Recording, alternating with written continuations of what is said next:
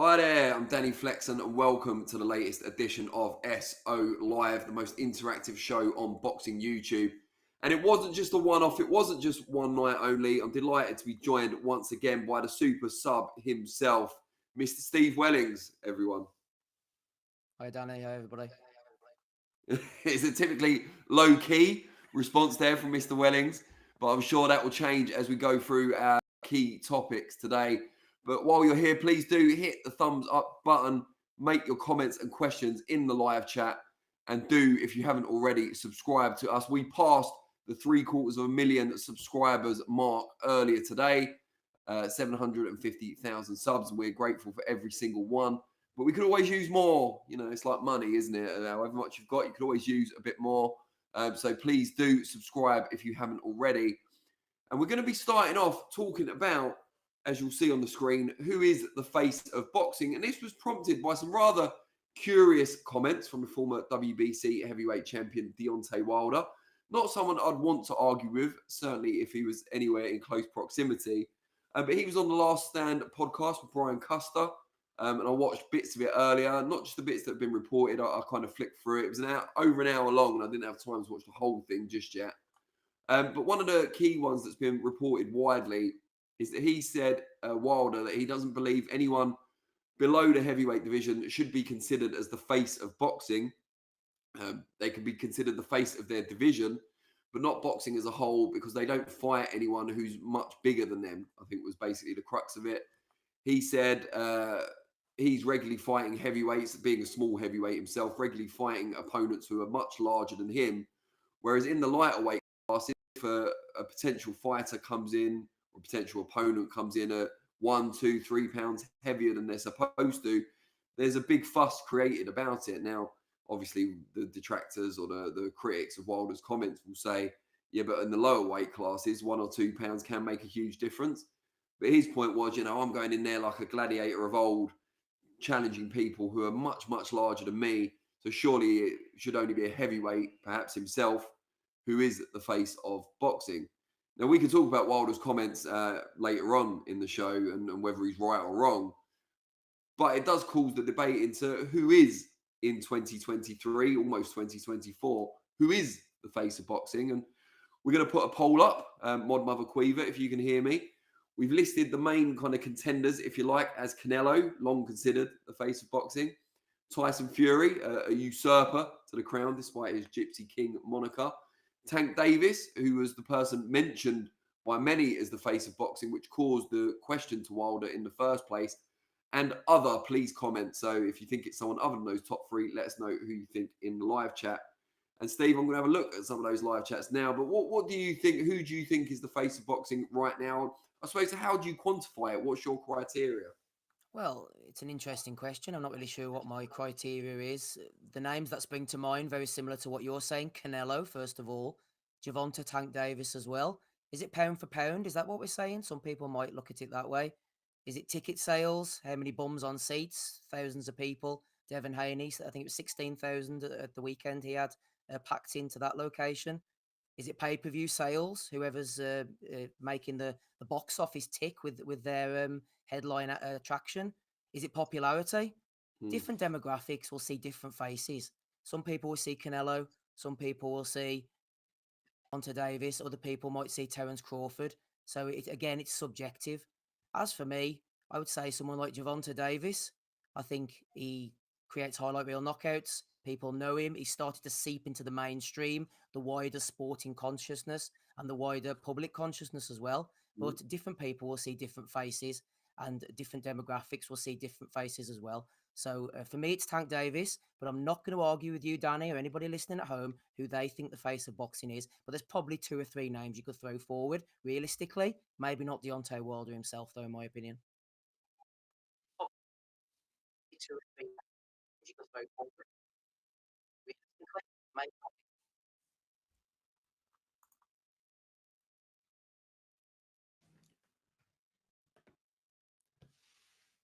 I think Steve may have frozen there temporarily, although on my screen it looks like I've frozen as well. So I hope you guys can hear me out there. Um, but yeah, Steve, we'll go through the live comments. I'm sure people let us know if they can't hear us. Again, probably not the real one, says there's heavyweight boxing and there's everything else. Shining Go DMS Babe. That's a lot that's a bit of a mouthful. Prince Nassim is the face of boxing. DB Cooper 1 asks why Ayman Khan has gone bald. Change in skin color. The rapid loss of hair.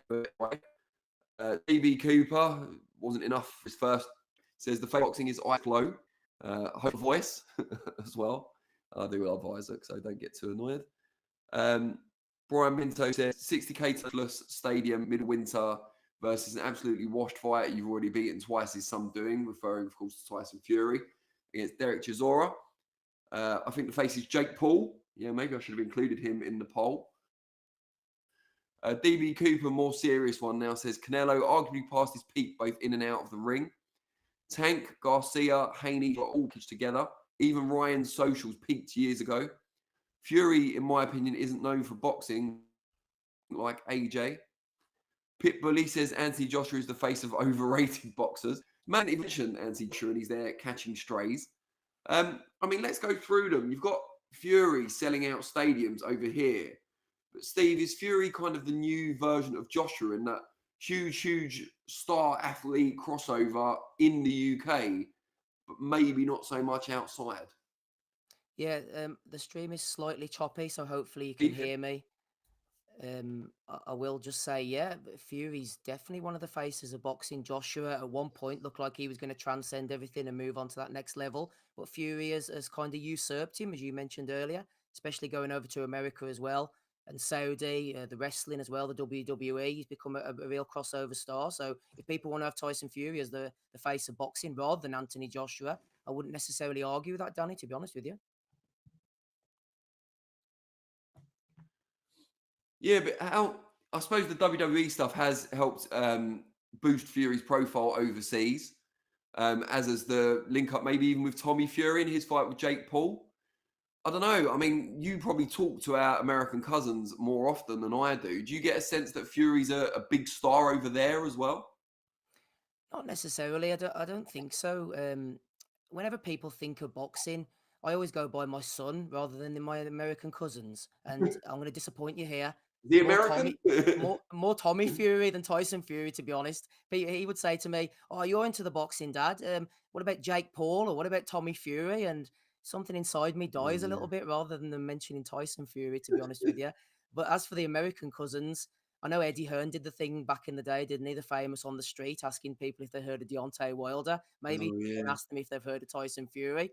Whether he's a star, whether he's known, whether he's loved over there, I'm not so sure. So no, I don't think they're maybe as big on Tyson Fury as what we think. Yeah, so then you've got Canelo, who's long been thought of as the face of boxing, but he's probably nearer to the end of his career now than the beginning. He's also suffered that second defeat in his career to Dimitri Bivol since the Mayweather loss, of course, early in his career. And he's never, his English is far improved than it was, but he's not fluent, or maybe he is and he just wants us to believe he's not. Is Canelo still up there as one of the faces of boxing? The numbers back it up? Yeah, I think Canelo's definitely one of the faces, but the point you made there was a good one regarding him speaking English, and that means he can't really cross over and transcend into the market. I think he speaks English a lot better than he lets on, and Mm. lately he's been dropping a few F bombs and sort of cussing people and a few little jokes, and I think that adds to his personality. Very similar to Golovkin's broken English back in the day as well. But Canelo's absolutely one of the faces of boxing, but for how much longer? We don't know. Couple of fights left on the PBC deal. I think he's on the slide. I think he could be picked off maybe by a Benavidez, and his position, his Mm. status as one of the faces is at risk, but his bank balance is massive. And at the moment, loved by the Mexican Latino audience. He's definitely up there as one of the faces. And Still I Rise says it's Tank/Wilder. Now we're going to talk about Tank in a minute because we've talked about Fury, we've talked about Canelo, and we will discuss Tank. And what I would say before we get into it properly is that surely PBC getting signed up by Amazon is a big deal in terms of Tank and the other PBC's fighters' future in terms of their profile, because that's going to expose them if it all works out well to a much bigger audience. Now, if it's all on pay-per-view and we don't see much that's part of the standard Amazon Prime subscription, that might not be the case. But if it is, and Tank Davis is exposed to all the people who've got Amazon Prime subscriptions, that could make his star go stratospheric.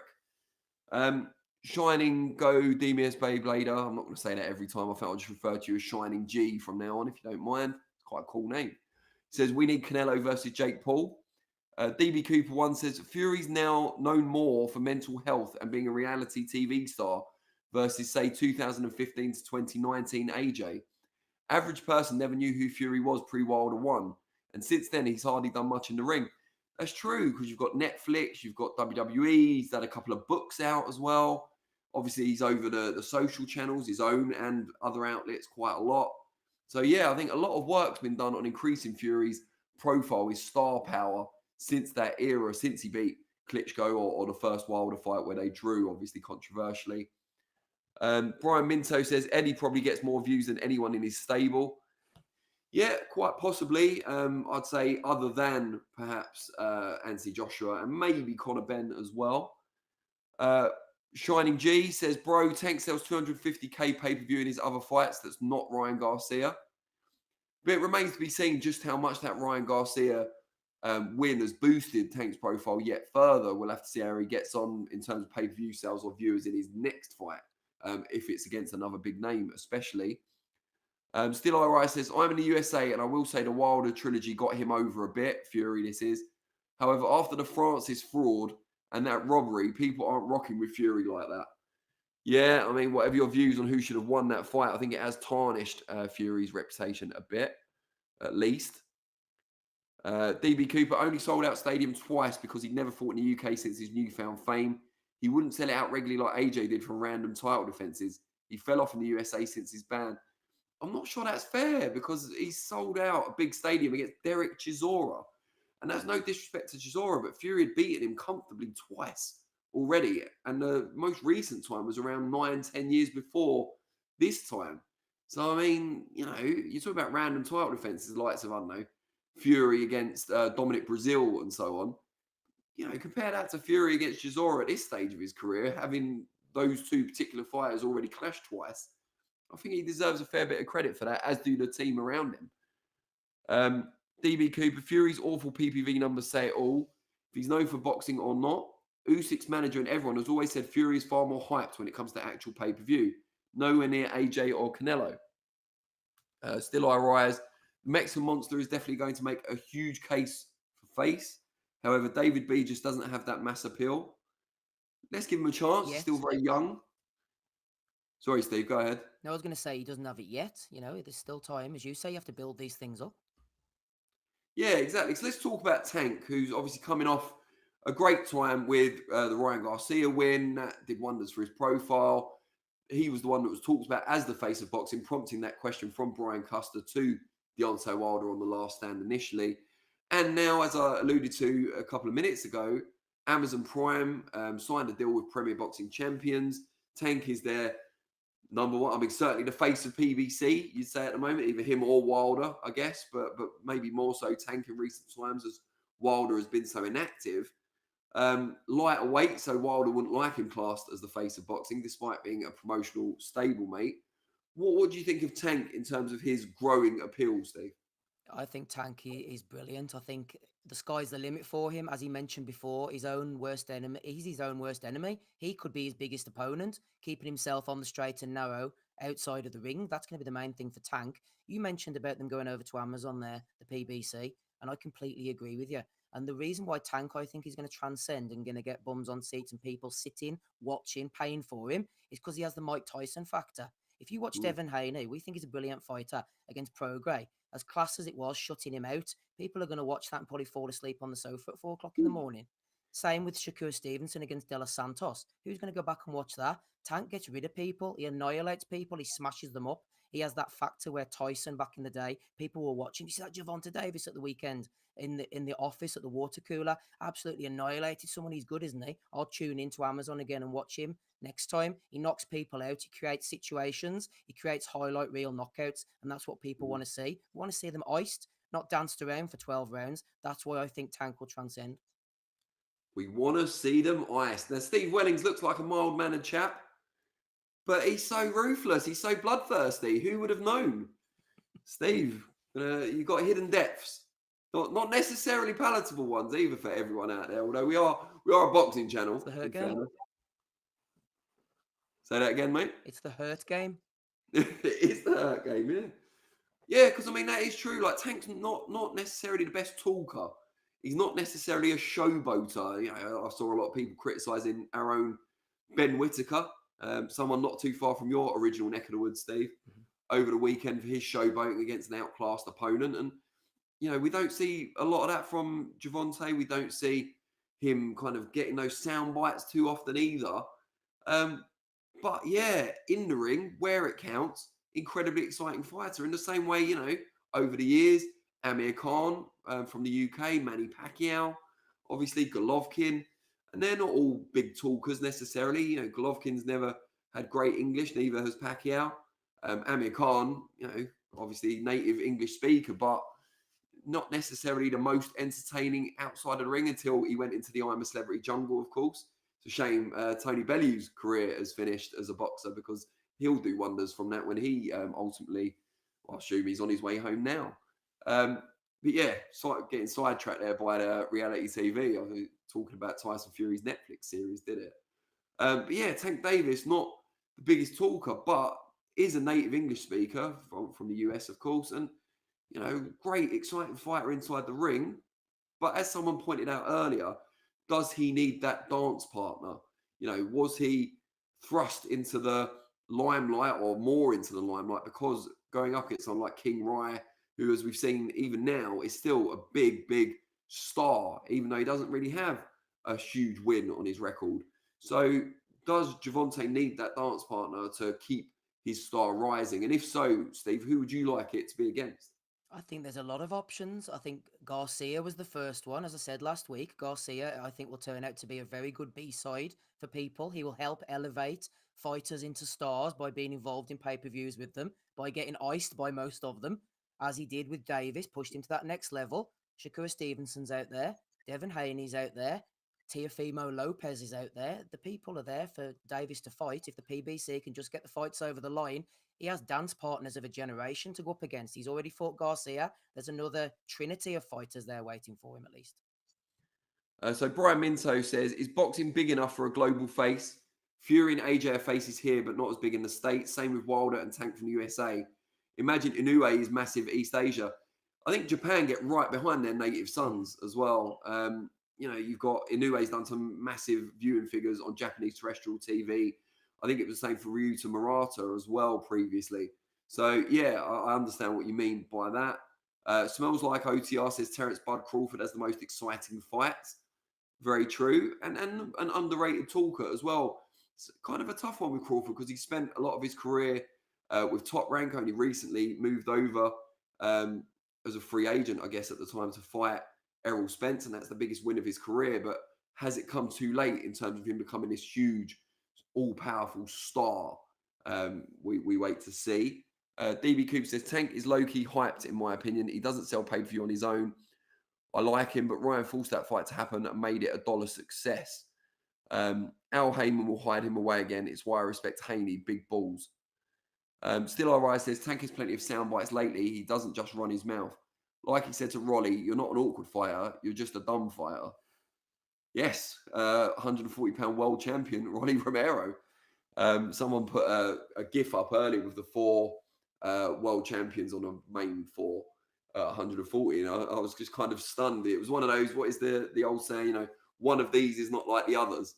I don't want to give too much Rolly hate because we're not here to talk about him. He's another one like AJ catching strays here. And he called Rolly's trainer Booker T. We'll have no Booker T hate on here as well. 5-time. Ben Whittaker's showboating was so stiff and forced, says Ramoni Mode XD. He's a Poundland Prince Nassim. Well, do you know what? I've just got to say this, and this is completely unconnected, well, slightly connected. Why is things in Poundland more than a pound now? It always used to be the running joke, like you'd ask how much something was in Poundland, they'd be like, you stupid.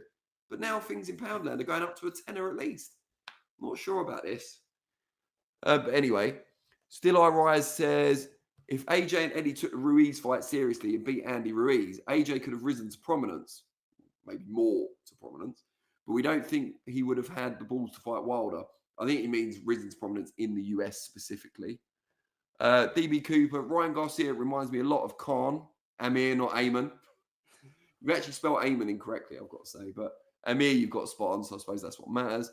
With the fast hands, entertaining as fuck, even if he loses a few fights because of the chin.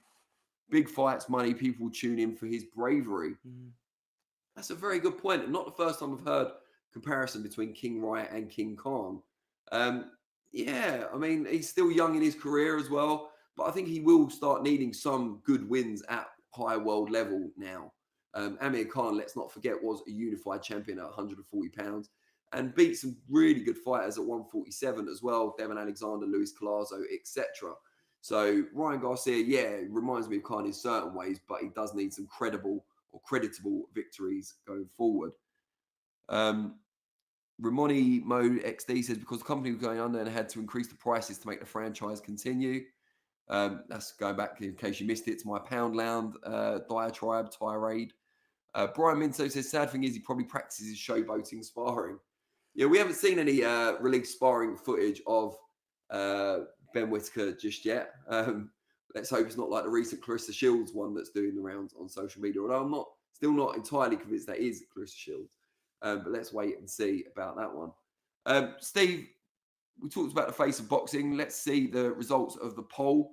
Modern Mother Queever, if you can hear us, you can put the poll results up on screen and we'll see who you guys in the live chat decided was the face of boxing, or at least your face of boxing. And while we wait for that, oh, here it is. Fury, 43%. Canelo, 23%. And Tank, just 15%. It'll be interesting to rerun this poll in a couple of years or even a year's time and see just how much impact the Amazon deal, for example, has on people's views. DB Cooper wants to talk about Derek James. Sorry, DB Cooper, it's not an AJ-focused episode. Nearly all the others are. Maybe go back and look at the archive. I'm sure we talked about Derek James and Ben Davison plenty in the past. Ramoni Mode XD says he has it on his YouTube channel and he doesn't showboat in sparring, Ben Whittaker, that is. He just does it on the night, which makes him look like a trash can as it looks shit. Bloody hell. If you like Ben Whittaker enough to go on his YouTube channel and you're saying that sort of stuff about him, I'd hate to see what you'd say about someone you didn't like, Ramoni Mode XD. Now, we talked about who we feel is the face of boxing based on those comments on the Last Stand podcast from Deontay Wilder with Brian Custer. I'd strongly urge you all to seek out it. I never watched the whole thing all the way through. I didn't have time, as I was saying earlier, but I did scan it. I probably watched a good half an hour chunk, and it's really good. It's really, really good. So go out and watch that. Not yet. Watch the end of our stream first, of course. But Wilder's comments weren't just about who's the face of boxing. They weren't the only ones to kind of spark some debate. He still thinks Tyson Fury's a cheat and didn't deserve to beat him in their second two fights, which will come as no surprise to many. But he had some comments to make about Anthony Joshua. And, you know, I just said it wasn't a Joshua episode, but there is some. He's already caught a stray, so now he's going to catch some more from Wilder. Because Wilder, as we know, was very respectful to AJ at the Day of Reckoning press conference. They're both on that show against separate opponents. But asked on the Last Stand about Joshua, he said he believes that AJ is a manufactured fighter, a made fighter, Wilder termed it. Someone who's had all the things put in his favour. He even alleged some impropriety, I guess, on the part of Eddie Hearn and Matchroom, in that he alleged that there'd been some issue with tickets being resold, comped first, so made free first of all, then resold. So it looked like AJ was selling out venues really quickly when perhaps he wasn't.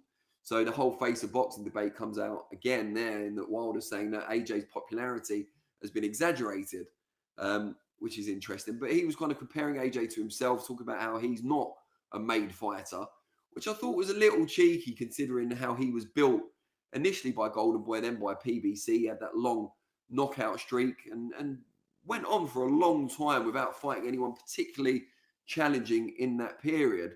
Steve, what did you make of his comments about Anthony Joshua, and also about he doesn't feel the fight will ultimately happen because he thinks Anthony Joshua is and Matchroom may be seeking legal advice on this, but Joshua is the only fighter that makes money for Matchroom at the moment, and so they wouldn't risk their cash cow against Wilder. What did you make of all that AJ-related stuff? The bans?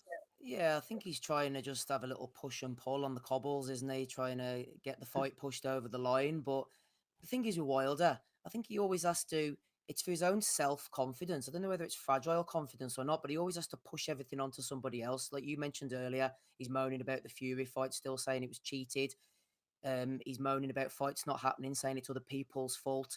He's always got an excuse. And I think that he has to have that, because if he actually sat down in reality and looked in the mirror sometimes and says, you know what, I've always managed to knock people out. I've always managed to do X, Y, and Z. And all of a sudden I came up against a guy who I wasn't able to finish off. And he looks at the reality of that as it came across to the rest of us. And then he might think, I'm not good enough anymore. I can't do this. But if he pushes it onto a third party, then it's like, it was because of this I didn't win. I hit him with every shot and everyone else has gone down, but it was because he cheated. It wasn't because my power let me down or anything like that. He's always looking for sort of excuses, not necessarily in a bad way, but it's because if he faces the reality, he might not like what he finds. And I think that's the Deontay Wilder story. He's always looking for somebody else to blame, rightly or wrongly, so that he doesn't have to face up to the reality himself. And that's okay. Self-delusional, man. He believes that he hits you, he knocks you out, and if he doesn't, then he's in trouble. It's like it was the mascot's fault when Wilder chinned him. He just had a glass jaw, didn't he? He killed that poor fella. Yeah. Well, we need to catch up with him at some point, make sure he's all right.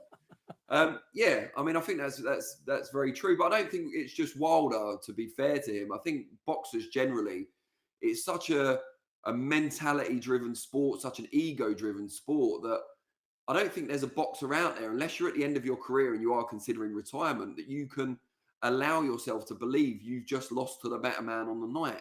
I think that's something unique to combat sports, in that, if you're going to keep that self-confidence and that macho self-belief, you have to find another reason why you lost it. Because if it's just someone's better than you, that's unfixable. So where do you go from there? Which is what you were saying pretty much, in that, if you can say he cheated, I don't think it needs to be that he cheated, but if you could say you had a bad training camp, or your trainer gave you the wrong strategy. Yeah, exactly. Your trainer gave you the wrong strategy, or bad training camp, or you got your diet wrong. You weren't disciplined enough. There's lots of excuses we've heard from boxers over the years, and if you can pin it on one of those, then you can fix that one element, and in the next fight, purportedly, ostensibly, you can come back better than ever and be the second coming, the Renaissance man or woman, and get it all done. But if you have to say to yourself, do you know what? I'm just not good enough. I remember talking to Carl Froch once off record. I don't know if he'll, thank me for sharing this, although I don't think it's the first time I've said it. He was considering who to fight for his final fight. He didn't know it was going to be his final fight at the time, but it was when he ended up fighting George Groves in the rematch. And it was either George Groves, Julio Cesar Chavez Jr., definitely not senior, or Andre Ward in a rematch. And he said, look, I don't really want to give Groves the rematch because I don't like him personally at the time. I know they're best friends now, but I can see it will sell really well. And I think, I'd be very confident of winning. Chavez Jr., going out to the US, build my star there. I'll get paid well, easy fight, etc. Could see the attraction of that. And he said, Andre Ward, tough fight, awkward, probably won't get paid as much. And if I'm honest, probably lose another decision. Do I really want to do that? Now, that's not giving Ward credit. It's about as close as he's ever come to doing so. I know he's criticised Ward's style quite a lot. But there was a level of acceptance there that no matter what happens, this guy will always have the style to beat me. Not necessarily he's a better fighter or a more entertaining fighter or a tougher man. I'm sure Froch will tell you, and not many would disagree, that on the cobbles, it'd be a completely different story. But there was an acceptance that it wasn't a fault within Froch that caused him to lose the fight with Andre Ward. It was just the fact that Ward had a style that would always be kryptonite to Froch. And I think he wouldn't have admitted that after the first fight had just occurred. I think it was towards the end of his career. He knew deep down he probably wouldn't fight him again. He knew it was off the record as well, of course. And there was no need for it to affect him going forward. He was still full of confidence that he'd beat either Chavez or Groves, whoever he ended up fighting. I think when you're in the prime of your career, in the midst of your career, there needs to be something to cling on to. And it was the same. We talked about Ryan Garcia losing to the Tank last week and then coming out of it saying, I know I can still beat Tank. I know what I did wrong. You know, you can believe it a bit more with Ryan because he is so young and there is so much more room for improvement. But even then, you know, Tank did look a different class. And I think boxers, especially when you've still got big fights in your future, when you're closer to the start and the finish, you need that level of optimism. You need that level of delusion, you know, borderline delusion at times to keep you in it. I've ranted on for long enough and basically Especially with Wilder, because it was power based. I hit you, you go down. At some point, I will catch you. And if that's not the case, what have I got left? What else can I do? yeah, I think that's a very fair point. Not one that he'll be willing to accept anytime soon, I'm not though. telling. No, me neither. I might put my mascot outfit on that actually. Probably that's red rag to a ball, isn't it? DB Cooper. Excuse me. I could feel the sneeze coming, but I didn't have time to pre-warn. DB Cooper 1 says, great point from the bald maestro. Wilder always needs someone or something to blame. Weird bloke, but he's kind of becoming more likable over time, but still a weirdo. I found him very likable on the Last Stand podcast, actually. But yeah, I think, as we said, as Steve said, you know, when you've built your reputation as a knockout artist, you do need something to reinforce that. You know, you can't just say, well, I finally found a man who's got the chin to stand up to my, you know, otherworldly power. Or maybe my power is not otherworldly. Can you imagine admitting that to yourself when your whole identity is wrapped up? Even on the Last Stand podcast, he was saying, you know, yeah, I know that Francis Ngannou's been called the biggest puncher of any combat sport artist, etc., etc. But there's no way I'm the biggest puncher. I've got these hands. You've seen what I do to people. So it's still wrapped up. It's a huge part of his character. Brian Minto said, is getting KO'd by a man that massively outweighs you more indicative of cheating than small man KO'ing countless heavier men? Yeah, I mean, perhaps.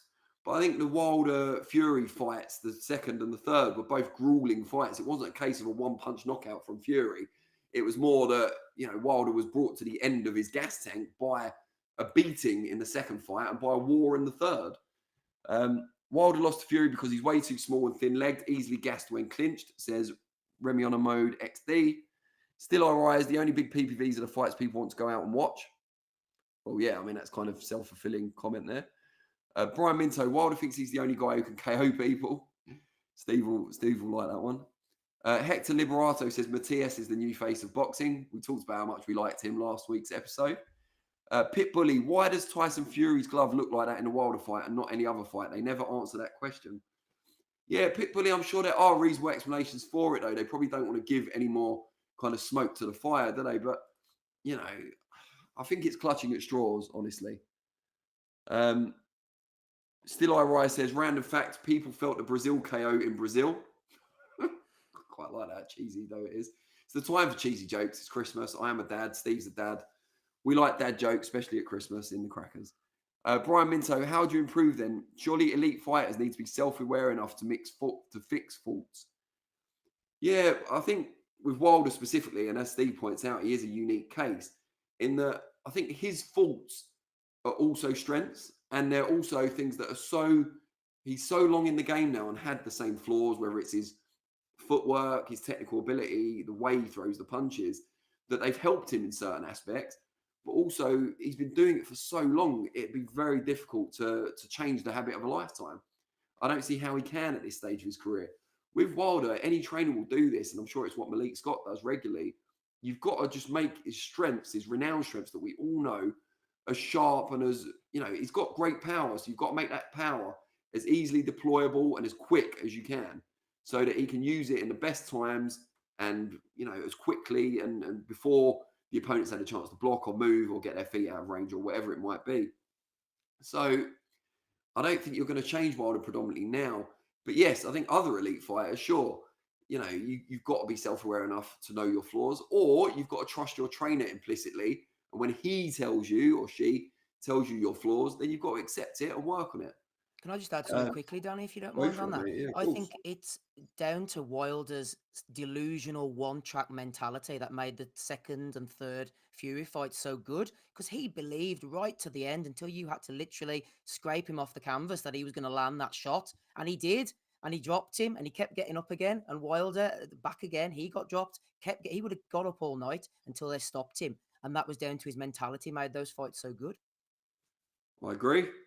DB Cooper, I'm sure Cole Froch still thinks he's the face of boxing because he sold out 90k and is now, wasn't it 80k? And is now in the Boxing Hall of Fame, which is about as exclusive as Primark. Wow, that is harsh. Brian Minter's Wilder's weaknesses made him a bigger name. Going out on his shield and still showing weaknesses makes him more watchable. Yeah, I think it makes him more relatable. Yeah, I think that's a very good point. I think he is more likable now.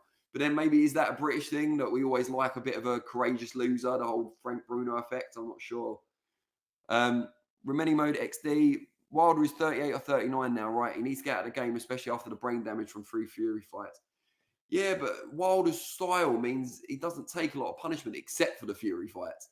You know, he tends to cruise by, keep his energy till the late rounds, knock someone out with one punch, and then it's fight over.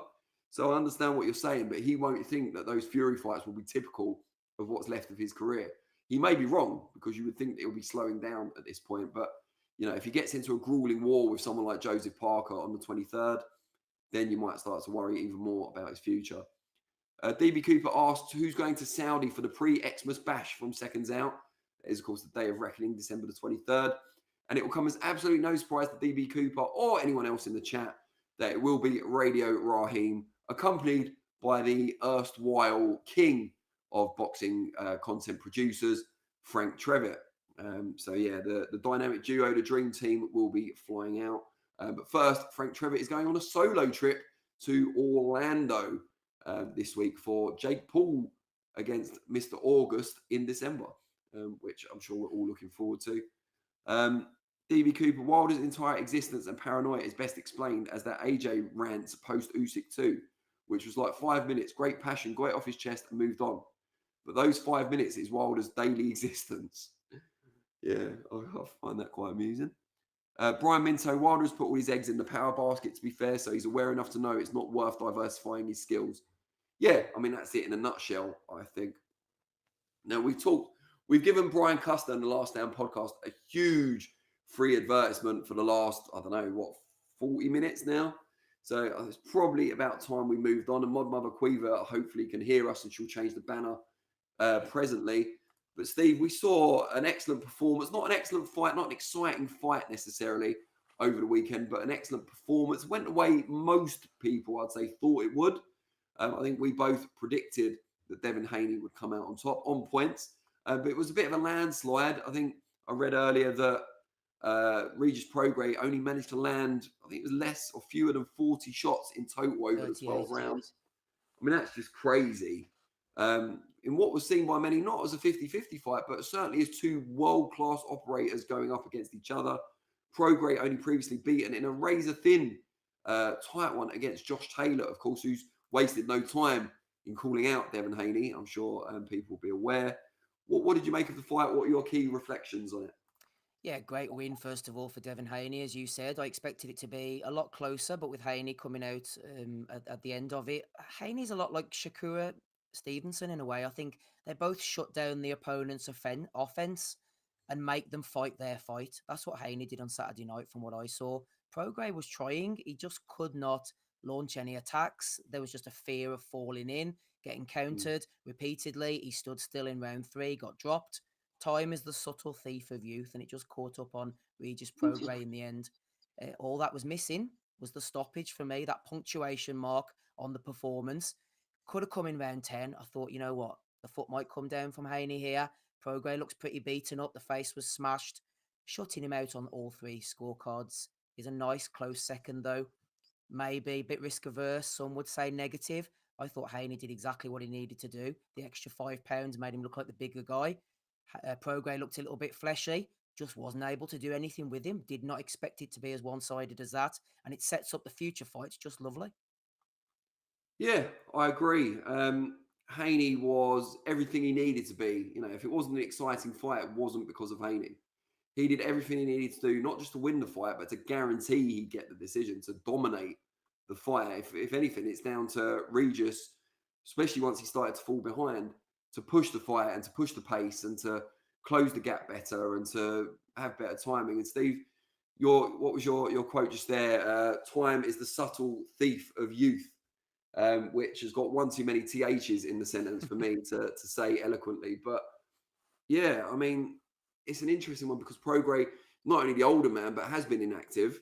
Didn't look great in his last fight, and it's easy to say all this in hindsight. But against Zaria, looked pretty poor. And now Haney, in the flush of youth, has stayed active. Has not looked to always be the A side. Famously, stayed active. Fought Cambosos twice in Australia. Dominated enough on away turf that he was always confident he'd get the decision as well.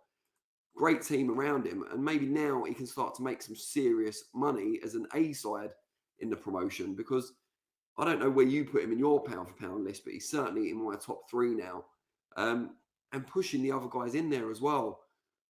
Who do we actually? Let me go to some of the comments before I ask you who we want to see Haney fight next, because we don't want to neglect the chat. Let's have a look. DB Cooper, who else? Great fight from Haney. If you love boxing, it's a joy to watch. I like Haney now, despite all the hate he gets. He's done everything that's asked of him and far more. If only others were active as him. Couldn't agree more. Still I rise. Devin Haney is a really good talent. Remeni Mode XD. Haney, where is it? Haney fought world champion, mate. Stop saying he's cherry picking. I don't think anyone said that, did they? Oh, he deleted his comment. Aha. Right, okay, fair enough. Still I rise, but Haney is mad corny when he tries to act like he's from the street and is hard. Yeah, but a lot of boxers feel that kind of unspoken pressure to act like you've got this hard Scrabble background, I've got a hard Scrabble background and I'm about as hard as a sponge, you know what I mean? So, you can't always judge it based on that anyway. But there is, I blame the Rocky movies in part and some of the other boxers that have come up and been successes, but there's always going to be that element, I think. Still I rise says Haney was homeschooled and always had money. Yeah, I mean, I don't know if homeschooling makes you posh or middle class necessarily. Might not make you that clever either, although Haney clearly is. Devin Haney went to 140 to fight a smaller man with small arms. That is a cherry pick looking for the weak link, says Pitbully. So he's not only deleted his original comment, but he's apparently doubled down on it. I don't class it as a cherry pick. As I alluded to earlier, sorry, Rolly, you're about to catch another stray.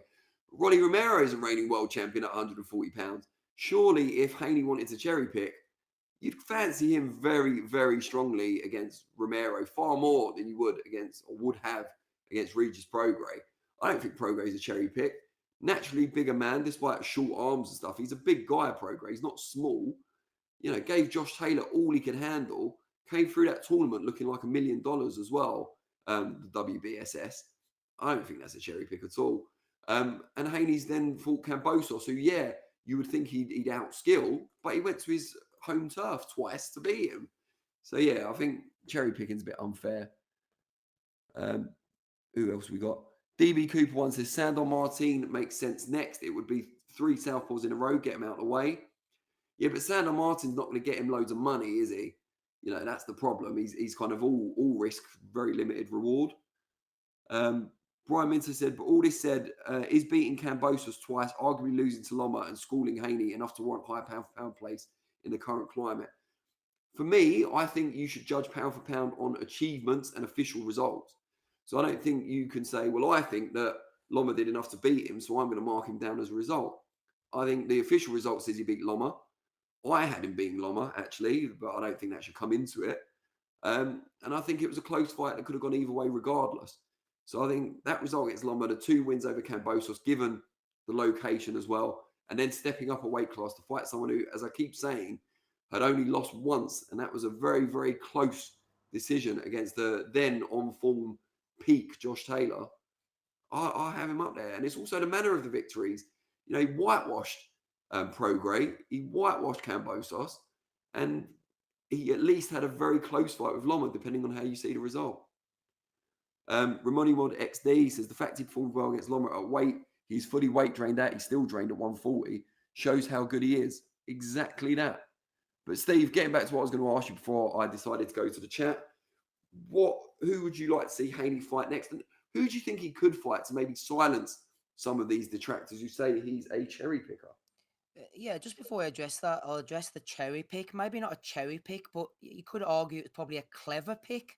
Maybe they had a little look at Prograis and thought he's not the biggest at the weight, the short arms, the falling in. Obviously you're not cherry picking a WBC champion when you're moving up, but they probably looked at him and thought he's beatable. Didn't look great Hmm. against Zorrillo, went to the well against Taylor. So a clever pick rather than a cherry pick, I would say. I'll give them that one. Uh, Nicely put. as for what's next, wouldn't mind seeing Haney against Ryan Garcia, Teofimo Lopez. Realistically, back-to-back fights. He's fought Kambosos twice in the 1 year. Lomachenko, like you said, I thought he lost that fight, but we have to go with the official pick. I'm not going to dismiss him from pound for pounds based on my thoughts. He won officially according to the judges, so we have to give him that. Lomachenko and now Regis Prograis in 1 year. Teofimo's supposed to be fighting Subriel Matias. They're saying in March. That's obviously not official at the moment, so we might have to rule him out. Garcia will probably fight Rolly Romero if Rolly's injury free.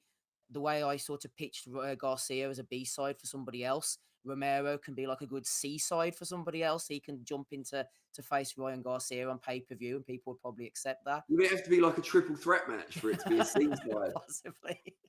Maybe it'll be by the seaside. They'll do it at the Bay Area again. That's a good point. A seaside, B side against seaside by the seaside. They could maybe call that one. I don't think that would catch on. That's something only you can say without losing your track there. But yeah, I mean, I'd like to see any of those fights, to be honest. Ryan Garcia, I would strongly favour Haney in that fight, but commercially, I'm sure it would do great numbers. Shakur Stevenson has been talked about a lot. They both seem confident, albeit friendly with each other.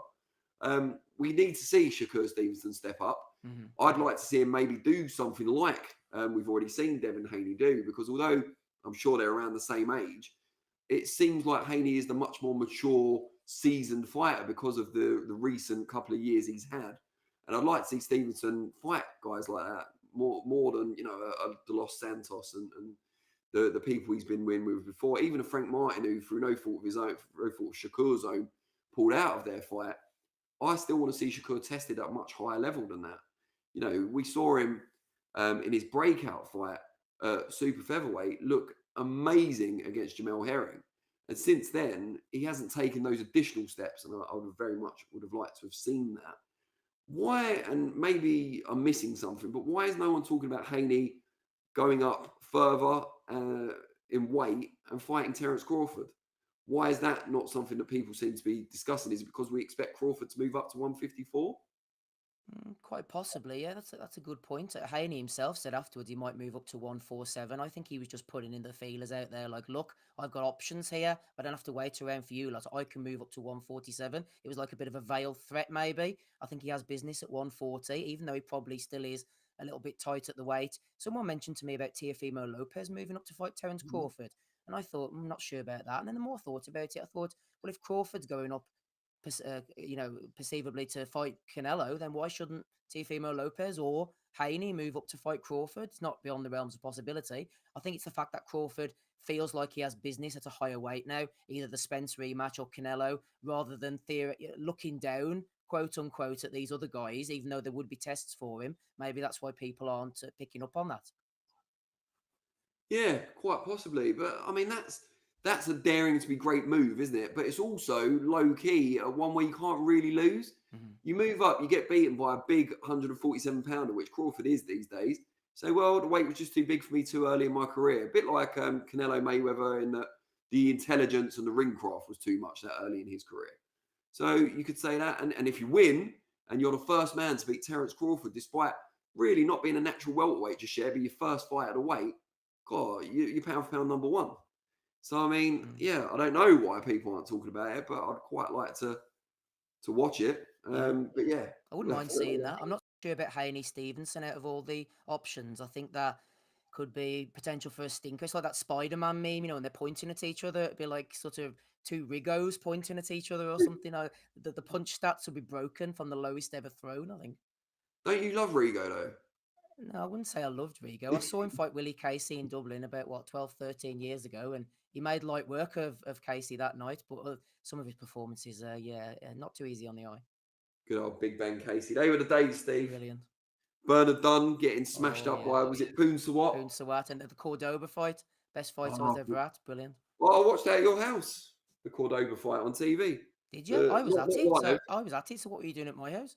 Yeah. Sorry, mate. I didn't want it to come out this way, but no, you showed me it. You'd recorded it, I think, and you showed me it when I was staying over for. It must have been for Ham Mayweather or something. But yeah. Wow. We had a completely different type of show there.